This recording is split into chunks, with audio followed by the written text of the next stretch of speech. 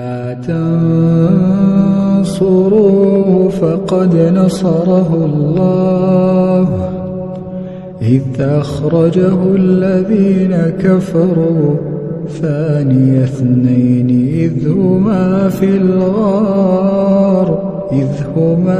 الغار إذ يقول لصاحبه لا تحزن إن الله معنا. السلام عليكم ورحمة الله وبركاته. أهلا وسهلا بكم في قناتي. ازيكم أحبابي؟ لو أول مرة تشوفوا قناتي، أنا هالة وقناتي اسمها مطبخ هالة منصور. جايلكم النهاردة في فيديو جديد وروتين جديد. نسمي الله ونصلي على رسولنا الكريم ونبدأ الفيديو. إن شاء الله النهاردة هعمل روتين خفيف معاكم كده. هنطبخ وهنغسل وهننشر، حاجات بسيطة كده كل ست بيت بتعملها.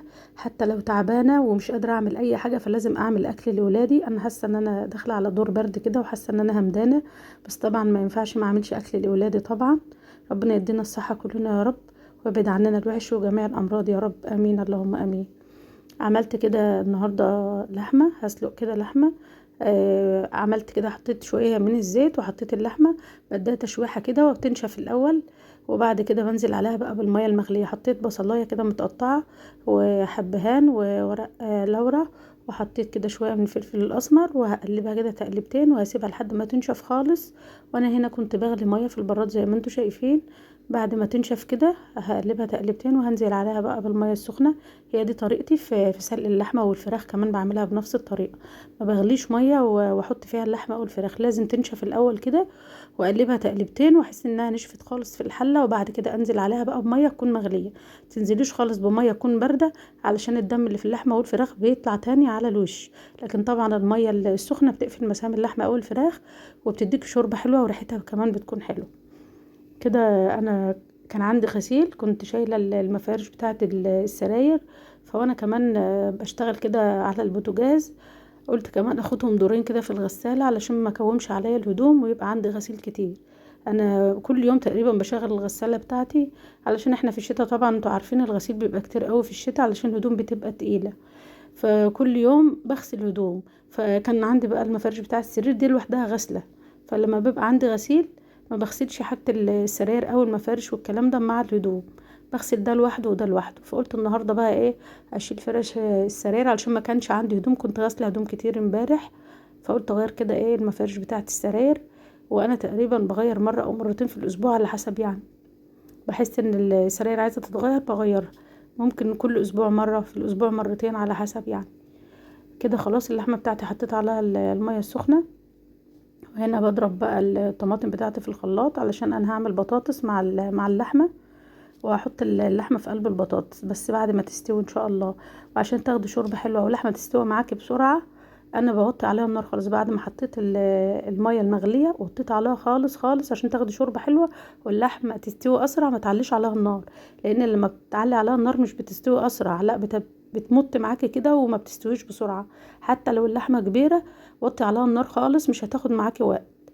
كده كان عندي كده بصلايه كده فرمتها، وحطيت كده حوالي فصين 3 توم مفرومين، وهقلبهم كده لحد ما لونهم يصفر، وهنزل عليهم بالصلصه زي ما انتوا شفتوا كده.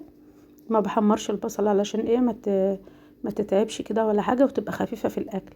واحيانا بضرب البصل مع الطماطم مع الثوم في الخلاط، بس انا حبيت اعملها بالطريقه دي النهارده. ساعات بعملها ني في ني يعني. كده انا خلاص حطيت المفارش زي ما انتوا شايفين، مفارش السرير في قلب الغساله. قلت اغسلهم بسرعه كده، كانت الوقت حوالي الساعه واحدة ونص كده. قلت عشان يلحقوا الشمس كده والحق لمهم يعني على الساعه 3 4 كده، ياخدوا ساعتين على على الحبل كده يلحقوا الشمس. طبعا هي الحاجات دي بتنشف بسرعه، ما بتاخدش وقت زي ما انتوا عارفين، اللي هي المفارش ما بتبقاش تقيله قوي يعني زي الهدوم، بتنشف بسرعه. كده خلاص كنت خلصت دور، وهحط كمان دور تاني عشان الغسيل. المفارش دي بتبقى تقيله، ما ينفعش احطها مره واحده في الغساله عشان تتغسل كويس. دول كمان دفايتين تانيين اهم، دول خفاف عن المفرش اللي انا كنت غسلاه فحطيتهم مع بعض.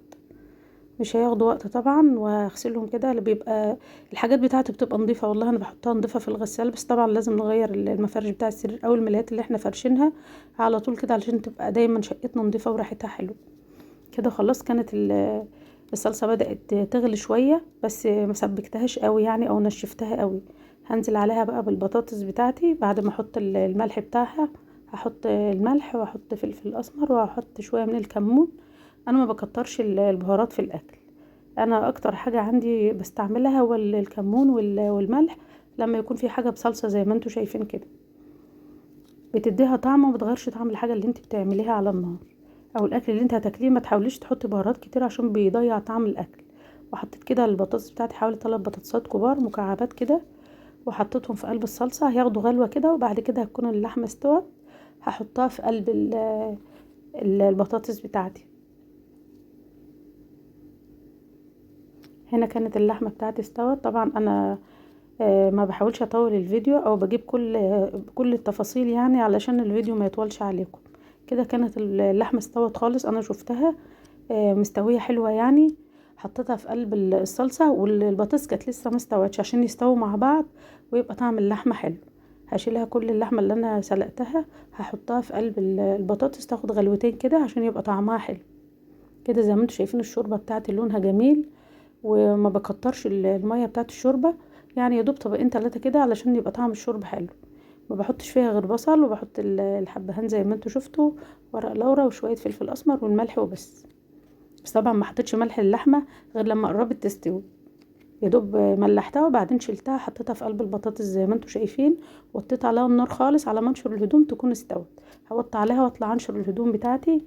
انا بنشر على السطح علشان انا عندي شباك في الشقه بتاعتي مش بيكفي الغسيل، عشان انا ما عنديش بلكونه، انا عامله شباك وشباك كبير يعني. لما بيكون كميه هدوم بسيطه بنشرها فيه، لما بيكون هدوم كتيره او هدوم طويله كده زي ما انتم شايفين زي المفارش بطلع انشرها فوق بتنشف بسرعه اسرع.